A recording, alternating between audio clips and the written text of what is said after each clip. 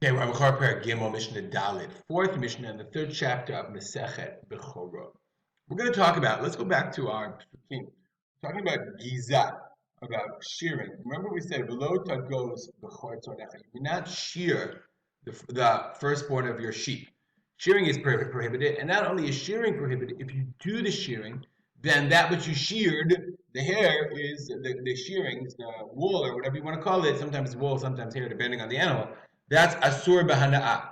You're not allowed to benefit from it. I made a little chart. We'll start here in a second. And there's all kinds of different interesting categories about kinds of ways that you can shear your animal. So if you se'ar, this is here, se'ar bechor, we should probably do it this way. Se'ar bechor shenigzaz, right?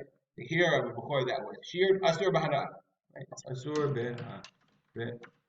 b'hana'ah. You can't benefit from it. Same thing is true of Sa'ar Bechor Shenitlash. Okay, if you pulled it out, it's also Asar B'Hana'ah. Same thing is true of Sa'ar Bechor Shenashar. If it fell out, if the hair fell out, Ba'oda Behema Chayav, the animal is still alive, then it's Asur B'Hana'ah as well. But what about Sa'ar Bechor Shenashar and the animal died? Or Sa'ar Bechor Shenashar after Shchita the Behema. Okay, um, so in order for us to understand that, then we have to have our Mishnah. It says the Mishnah, Sa'ar bechor ba'amum. If you have a bechor ba'amum, this is obviously a bechor ba'amum. It's not a time which you would take to Yerushalayim. Sa'ar bechor ba'amum. You have the hair of a bechor, which is a blemished animal.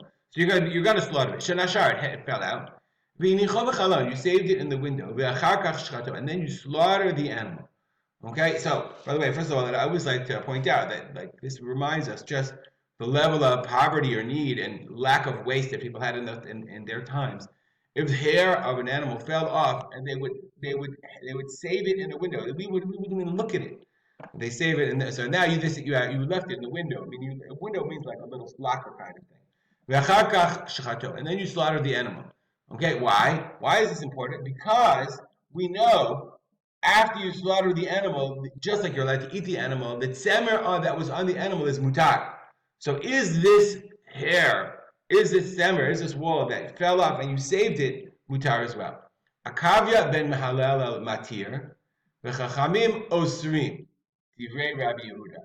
Okay, so Rabbi Yehuda says in this case, okay, Akavya ben Mahalel is matir, and the chachamim are prohibited. So here's our case. Okay, after the shchitat behema, so we have divrei Rabbi. I'll stop it and then insert. Here's our chart. Here is our chart. Rabbi Yehuda says that in this case, Arba'im Shenashar, Akaba ben Mehalel says mutar, and the Chachamim said osrim. The sa'ar after you slaughter the animal, even though the rest of the tzemer is mutar, but the sa'ar that fell off and you saved it, that's asur b'hana. That's Rabbi Yehuda's opinion. Okay, it says I'm a Rabbi Yossi, said Rabbi Yossi, no, lo bezehi kiraka. The kirak didn't permit this. Ela bese'ar bechor ba'amu, shenashar v'nichol b'chalon. Same thing, the se'ar bechor that fell off and you saved it. V'chakach mate. In that case, they died. Bezer akavya ben mahalel matir, v'chachamim osrim. And he said, no, that's not the case that they argue.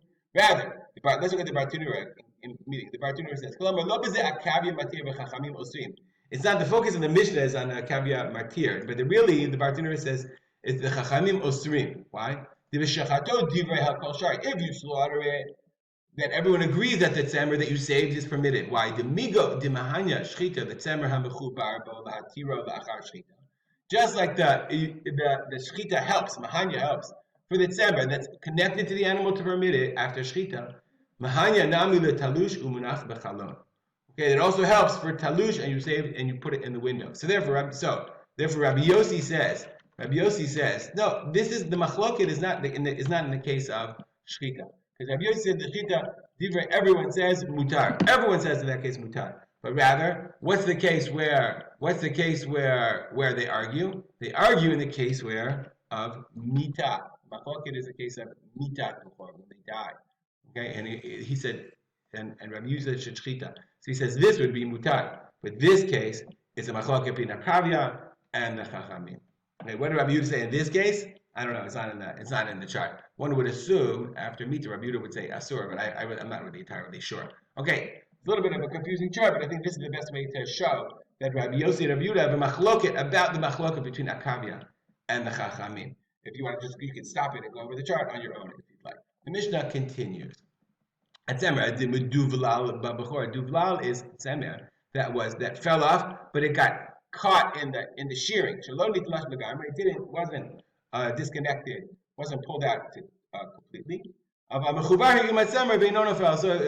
was it came out of the animal, but it was still connected. It was still enmeshed in the hair. So is that tzemer asur or mutar? That which looks like it came off of the shearings, meaning after you slaughter the animal, remember it's permitted. So that would look like it was part of that gizah mutar. And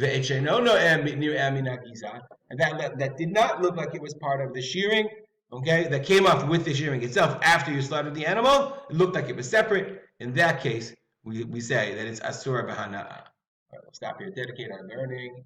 Comments or questions, you can email me at arspolter@gmail.com. We'll dedicate our learning to the memory of my father, Rav Simcha ben Yitzchak Kalman. Have a great day.